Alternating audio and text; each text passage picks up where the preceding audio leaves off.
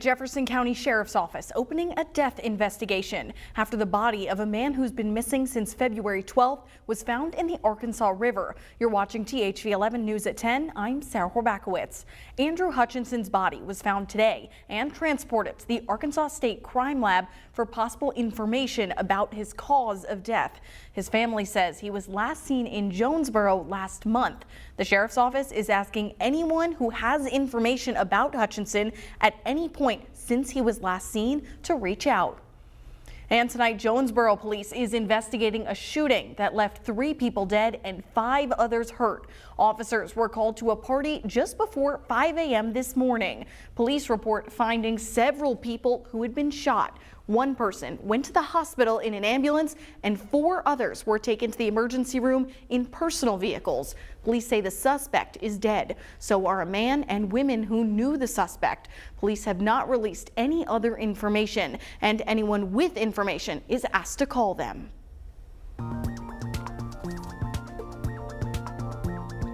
Right now, solar eclipse preparations are in full swing. Organizations are working to make the event as inclusive as possible. The Museum of Discovery creating a guide to help explain the event to kids with autism. Tonight, THV 11's Rebecca Brown shows us how much this effort means to families. Growing up, we all felt the joy of getting a new book or reading one, and moments like that are unforgettable, especially when it's a book made special just for you. We've created a social story or a social narrative for our friends who are autistic or in the neurodivergent community. Social stories explain social situations to autistic children, like, for example, the solar eclipse. A day full of excitement for many, but it can be a lot for people with autism. So Kendall Thornton with the Museum of Discovery says they wanted to help. Social stories help prepare individuals for new experiences or new events. And so for someone who has autism, something as historic as the total solar eclipse can be pretty, it can be stress-inducing. It can impact their routine. Thornton says the illustration just helps explain to children with autism on what they can expect on April 8th. It follows a young girl named Rachel and her experiencing the eclipse with her family for the first time. So you're going to hear this, you're going to see this, you're going to experience this. This is why we want to wear glasses, to protect our eyes. And although the book is following a young girl named Rachel, it hits home for a little girl named Trudy. My daughter, Trudy, she is about to be 6 years old. She's 5, and she got her autism diagnosis when she turned 3. So the first thing she'll go is, oh, wow.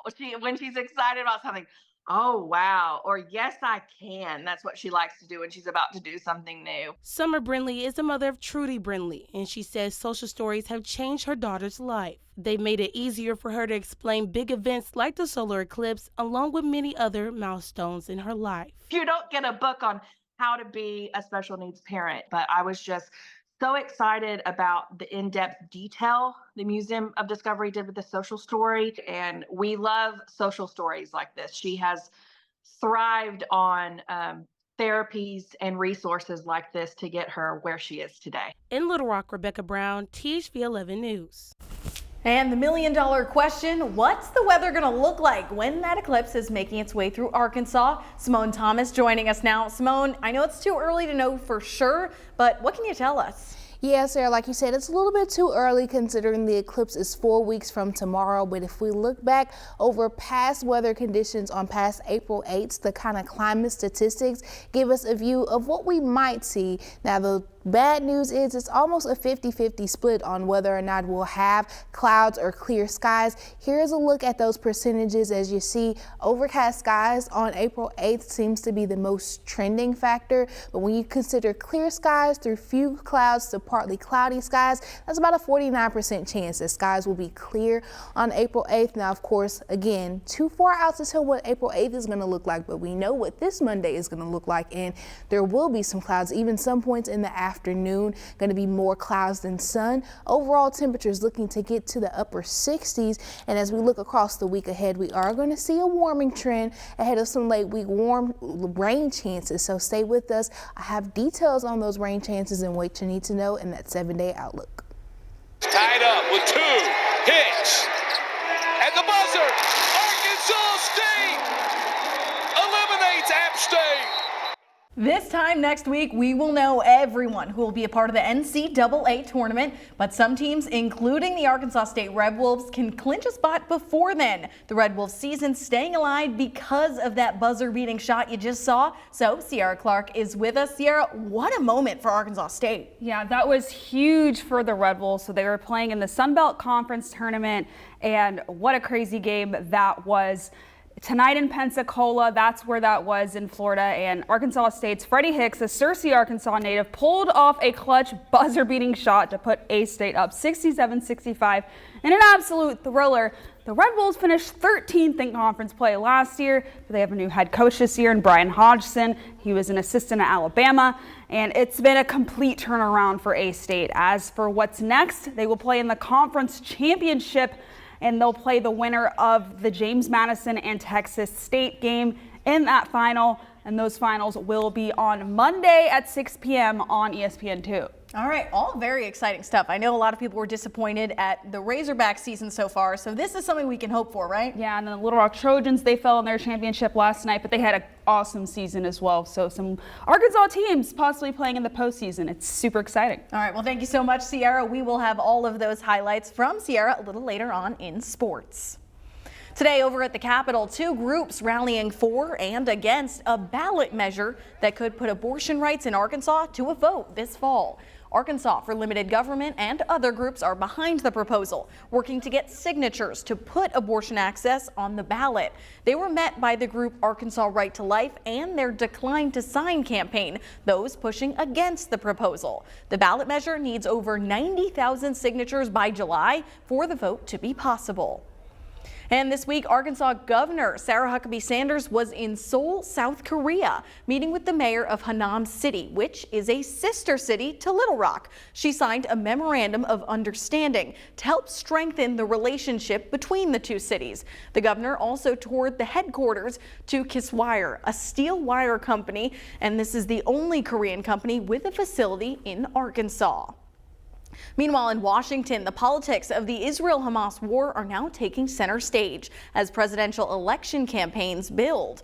The U.S. continues its humanitarian airdrops of supplies in Gaza, and the Israel-Hamas war remains a top campaign issue. In recent weeks, President Biden has been more critical of Israel's assault on Gaza, including at his State of the Union address Thursday. Vermont Senator Bernie Sanders, who is supporting Biden in November, said something needs to change. We are looking at the possibility of hundreds of thousands of children starving to death. The United States of America cannot be complicit in this mass slaughter of children. President Biden recently said that Israel's assault on Gaza is, quote, hurting Israel more than helping. This week, one of the toughest immigration bills in Texas is set to take effect, but it's being challenged by a federal judge. In Austin, hundreds of protesters rallied in front of the state capitol, demanding lawmakers say no to Senate Bill 4 and to Operation Lone Star. Camila Montoya Galvez has more on what it means.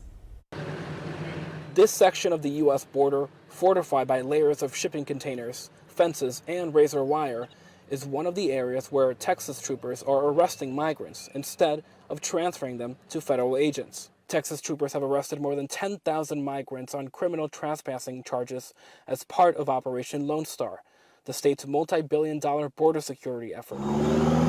But if the SB 4 law goes into effect, Texas law enforcement will be able to arrest, jail, and prosecute migrants suspected of crossing into the U.S. illegally. State judges could also instruct migrants to return to Mexico. It's unprecedented. Texas state lawmaker Victoria Nieve Criado believes SB 4 could lead to racial profiling. Local police shouldn't determine whether a person is here lawfully or not. That's something that falls within the purview of the federal government. In an interview with 60 Minutes correspondent Cecilia Vega, Governor Greg Abbott rejected those concerns. We can have people from Russia, from China, from Iran, from again, I can't even name all the different countries they're coming from. So there's no one race that gets profiled. As the sheriff of Kinney County, a Texas border community with just over 3,000 residents, Brad Coe supports SB 4 and says he's ready to enforce it. Like any law, it's supposed to be a deterrent against crime. And this law, if and when it goes into effect, will be one more tool in our toolbox to prevent the destruction of our country. Still, Sheriff Coe acknowledges the operational challenges his rural county faces. Right now I have 6 full-time deputies and 8 part-time deputies. That doesn't sound like enough. It's not. SB 4 is set to take effect on Wednesday night unless the Supreme Court agrees to block the law while lower courts review its legality. It's one of at least a dozen legal battles on immigration between the Biden administration and Texas. For CBS News, Camilo Montoya Galvez, Dallas. Still ahead tonight, putting the car in karma. After the break, we're going to talk about how a community in Cabot came together and it led to something so much bigger. Simone? And I hope you got to take advantage of that later sunset today in the clear skies. We've got some clouds on the way. We'll talk about it in that next chance of rain right after this break.